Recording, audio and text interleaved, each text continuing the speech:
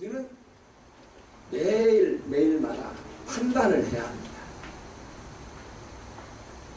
항상 판단하지 않고는 우리가 어떤 일을 할 수가 없는 것이죠. 매 순간마다 판단을 해야 되고요. 결정을 해야 되지요. 저도 오늘 수백 가지의 일들을 결정하였습니다. 왼쪽으로 갈까 오른쪽으로 갈까, 누구를 만날까 만나지 않을까, 밥을 먹어야 될까 먹지 않아야 될까, 전화를 해야 될까 말아야 될까, 수백 건의 판단을 하고요. 결정을 하면서 지냈습니다.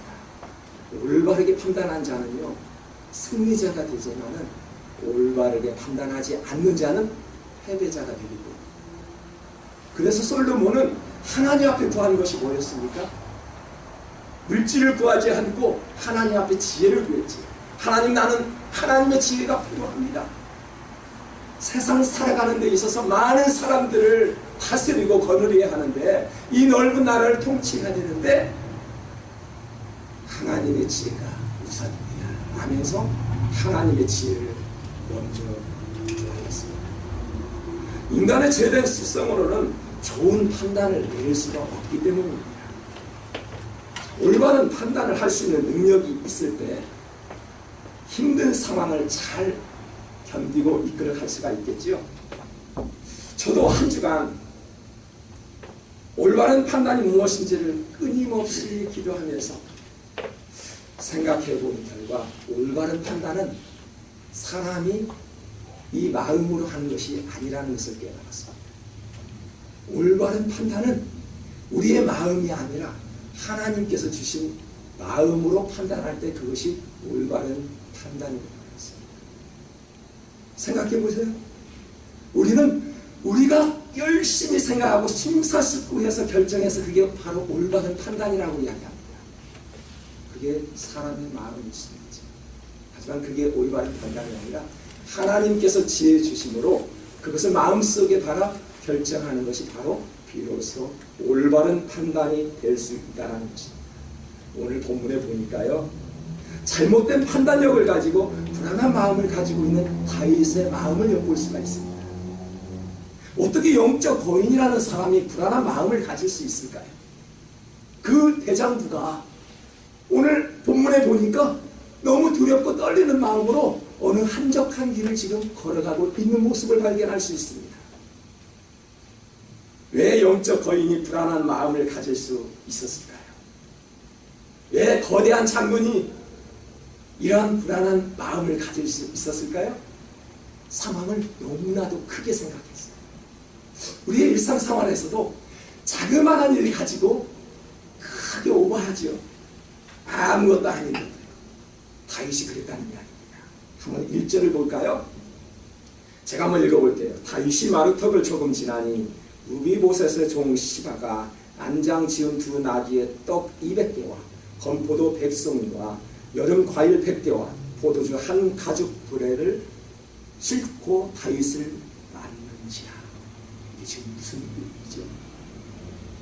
지금 다윗은 사울 지파의 땅을 걸어가고 있었습니다.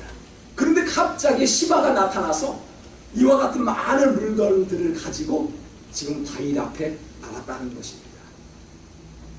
시바가 많은 물건을 가지고 다윗을 맞이했을 때 다윗은 얼마나 긴장했을까요?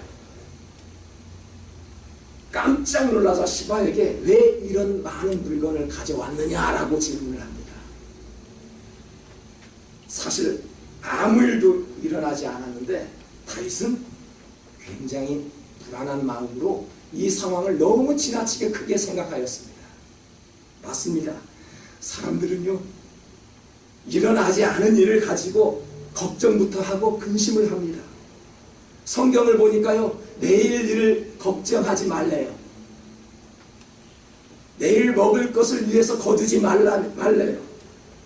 누가 걱정한다고 해서 자기 키를 한 자나 더 키울 수가 있을까?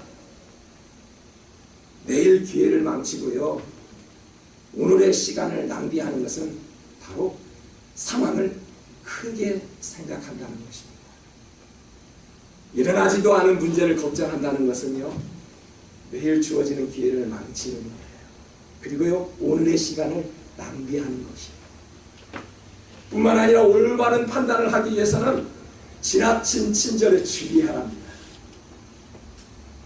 여러분, 갑자기 어떤 사람이 지나친 선물을, 큰 선물을 가지고 다가왔을 때 당황하지 않습니까? 그런 선물을 받아보지 않았습니까? 모르겠어요. 지금 다윗은요, 시바가 엄청난 큰 선물을 가지고 다윗 앞에 들썩 나타났죠. 2절을 봅니다. 다 같이 읽을게요. 왕이 시바에게 이르되 너가 무슨 뜻으로 이것을 가져왔느냐 하니, 시바가 이르되 나귀는 왕의 가족들이 타게 하고 떡과 과일은 청년들이 먹게 하고 포도주는 들에서 피곤한 자들에게 마시게 하려 함이니라. 아멘. 시바가 다윗에게 지나친 친절을 베푸고 있는 것입니다. 보세요. 얼마나 많은 양들이에요. 나귀는 왕의 가족들이 타게 했대요. 그리고 떡과 과일은 청년들을 먹게 했대요. 그리고 포도주는 들에서 피곤한 자들에게 마시게 하면서 지금 다윗에게 시바가 이 엄청난 물건들을 다윗에게 베풀고 있는 것입니다. 얼마나 깜짝 놀랐습니까? 여러분, 친절을 베푸는 의도가 있습니다. 왜 이 많은 물건들을 다윗에게 주려고 합니까?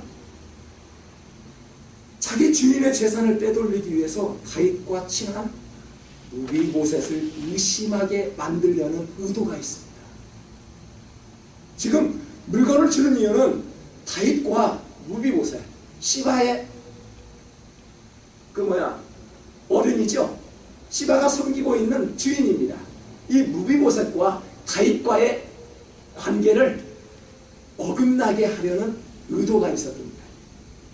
다윗에게 친절을 베풀고 있는 시바가 왜 나쁜 사람인가를 성경 19장 26절에서 보여줍니다. 왜 시바가 나쁜 사람인가? 우리가 읽었던 본문 가지고는 시바가 나쁜 사람인지를 모릅니다. 한번 볼까요? 대답하되 내 주 왕이여, 왕의 종인 나는 가래를 절므로 내 나귀에 안장을 지어 그 위에 타게 하고 왕과 함께 가려 하였더니 내 종이 나를 속이고. 무슨 말이에요? 무비보셋이 지금 하는 말이에요. 시바는 나를 속였대요. 주인인 무비보셋을 속였다는 이야기입니다. 속였다는 건 뭐야? 나쁜 사람이었죠. 지금 다윗에게 물건을 주어는 의도가 착한 마음이 아니라는 것입니다. 시바는 자기 주인을 속이고 다윗에게는 지나친 친절을 베풀어서 다윗과 무비보셋의 관계를 악화시키려는 의도가 있었다는 것입니다. 여러분, 누군가에게 큰 선물을 가지고 오면서 지나친 친절을 베풀고자 할 때 올바른 판단하에 속지 않는 사람이 되어야 한다는 것입니다. 그냥 가져오니까 그냥 좋아서 덥석 받아버리는 그것이 아니라 뭔가 심사숙고하게 올바른 판단을 해보라는 것입니다. 시바처럼요, 사람을 모함하고 나쁜 사람으로 만들어버리는 것은 식은 죽 먹기죠. 드라마를 보면은 돈을 받고 죄 없는 사람을 감옥에 집어넣죠. 그런 드라마를 보지 않았습니까? 아무 죄도 없는데 그 사람 나쁜 사람이라며 그 사람을 감옥에, 정신병원에 집어넣었습니다. 맛있는 음식을 사주면서 그 사람은 아주 나쁜 사람이야 라고 이야기하면 그래? 내가 볼 때는 그렇지 않았는데 정말 그러는구나. 속아 넘어가 버린다는 것입니다. 이쪽에서는 좋은 사람이었는데 저쪽에서는 나쁜 사람으로 전략해버릴 수 있다는 이야기입니다. 여러분 생각해 보세요. 여러분 이 자리에서는 좋은 평판을 가지고 신앙생활을 할 수 있습니다. 그런데 다른 곳에 가서는 여러분들이나 저나 다른 사람들이 손가락질을 할 수 있다는 이야기예요. 그래서 잘 생각해야 된다는 것입니다. 우리가 영적인 사람은요, 소문에 속지 않고 올바른 판단을 하기 위해 신중해야 한다는 것입니다. 집중해야 하고요, 말 한마디를 할 때도요 굉장하게 신중하게 해야 된다는 거죠. 3절을 한번 다 같이 읽습니다. 왕이 이르되 내 주인의 아들이 어디 있느냐 하니 시바가 왕께 말하되 예루살렘에 있는데 그가 말하기를 이스라엘 족속이 오늘 내 아버지의 나라를 내게 돌리라 하나이다 하는지라. 지금 시바는 다윗 앞에 거짓말하고 있는 것입니다. 선물을 주면서 큰 친절을 베풀고 달려들었던 시바의 계략에 다윗은 지금 속아 넘어가고 있다는 것입니다. 영적 거인이라고 말하는 이 다윗도 거짓말에 속아 넘어갈 수 있다는 것입니다. 지나친 친절에 판단력이 흐트러져 버렸다는 것입니다. 하물며 우리는, 하물며 저와 여러분은 어떻게 할까요? 이 세상에서 살아갈 때 많은 물질로, 많은 그 지나친 친절로 저와 여러분의 마음을 흔들어 버릴 수 있다는 이야기죠. 꼬임에 넘어갈 수 있다는 이야기죠.